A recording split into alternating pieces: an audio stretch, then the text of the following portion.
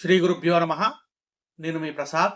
మీరు చూస్తున్నారు Prasad astrology YouTube channel. ఈ వీడియో నుండి మనము గ్రహయోగాలు అనే ఒక సిరీస్ కూడా మనం ఈ వీడియో నుంచి చూద్దాం. యోగము అంటే కొన్ని గ్రహాల యొక్క కలయిక, అలాగే రాశుల నుండి కానీ కొన్ని రాశుల నుండి లేదా కొన్ని గ్రహాల నుండి కూడా కొన్ని భావాల నుండి కూడా కలయికతో యోగాలు ఏర్పడతాయి. అలాంటి యోగాలు ఏమేమి ఉన్నాయి అని చూస్తే దాదాపుగా చాలా యోగాలు ఉన్నాయి. అందులో ఒక 1000 యోగాలు చెప్పారనమాట. ముఖ్యంగా దాంట్లో ఒక 100 నుండి 150 యోగాల వరకు ముఖ్యమైన యోగాలు ఉన్నాయి. అందులో కొన్నేమో గ్రహాల నుండి, కొన్నేమో భావాల నుండి కూడా ఈ యోగాలు ఏర్పడతాయన్నమాట.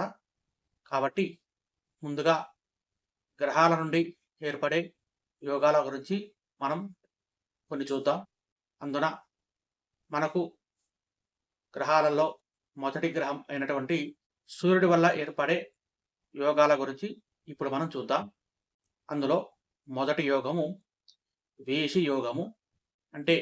దీని నిర్వచనం ఏ విధంగా అంటే, చంద్రుడు కాకుండా ఈ రవి నుండి ద్వితీయ స్థానంలో ఏవైనా గ్రహం ఉంటే దాన్ని వేషి యోగం అని అంటారన్నమాట.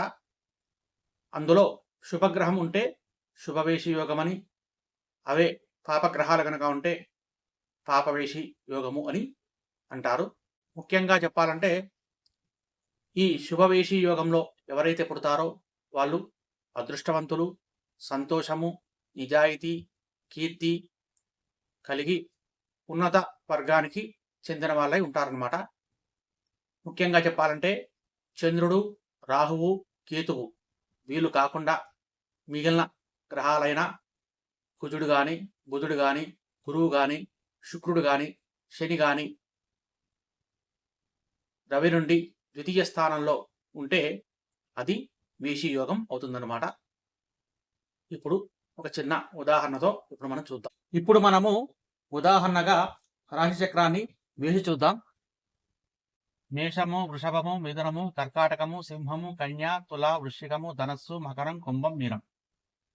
ఉదాహరణకు రవి మేషంలో ఉండి శుక్రుడు గనక ద్వితీయంలో గనక ఉంటే ఇది శుభవేషి యోగం అన్నమాట.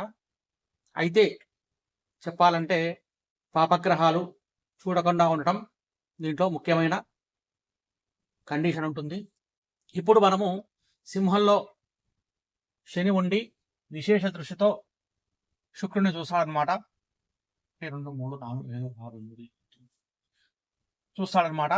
అలాగే కుజుడు కూడా రవిని విశేష దృష్టితో చూస్తాడనమాట. ఆ విధంగా ఉంటే అప్పుడు ఈ యోగము యోగభంగం అవుతుంది. అదే గనక ఏదైనా శుభగ్రహ దృష్టి కనుక ఉంటే,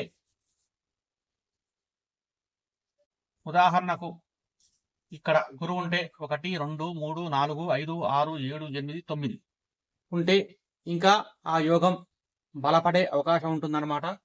ఇక్కడ ఉన్నా లేదా ఇక్కడ ఉన్నా కూడా శుక్రుణ్ణి విశేష దృష్టితో చూస్తాడు కాబట్టి అప్పుడు ఆ యోగం ఇంకా బలపడుతుంది. అదే గనక ఇక్కడ కుజుడు కానీ ఇక్కడ శని కానీ ఉండి వాళ్ళని చూస్తే అప్పుడు ఆ యోగం భంగం అయ్యే అవకాశం ఉంటుంది.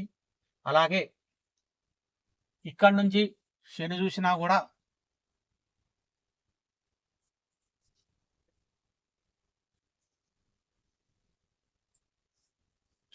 అప్పుడు ఆ యోగం భంగం అయ్యే అవకాశం ఉంటుందన్నమాట. కాబట్టి ఈ కండిషన్ కూడా మనం చూడాలి. ఇక ఇప్పుడు పాపవేషి యోగము చూద్దాం. ఒకవేళ రవి తులలో ఉండి శని గనక వృశ్చికంలో ఉంటే అప్పుడు రవికి తుల నీచవుతుంది. అలాగే శని పాపగ్రహం అవుతుంది. కాబట్టి ఈ విధంగా ఉన్నప్పుడు కూడా పాపవేషి యోగం అవుతుందన్నమాట.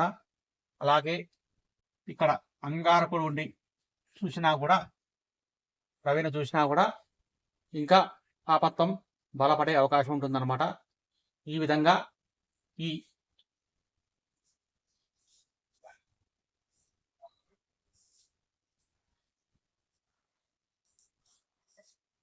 వీసి యోగం చూడాలి. ఇది ఈ చిన్న వీడియో. ఈ వీడియో కనుక మీకు నచ్చితే లైక్ చేయండి, షేర్ చేయండి. అలాగే సబ్స్క్రైబ్ చేసుకోకపోతే సబ్స్క్రైబ్ చేసుకోండి. గోబ్రాహ్మణేభ్యః శుభమస్తు నిత్యం. లోకా సమస్తా సుఖినో భవంతు. స్వస్తి.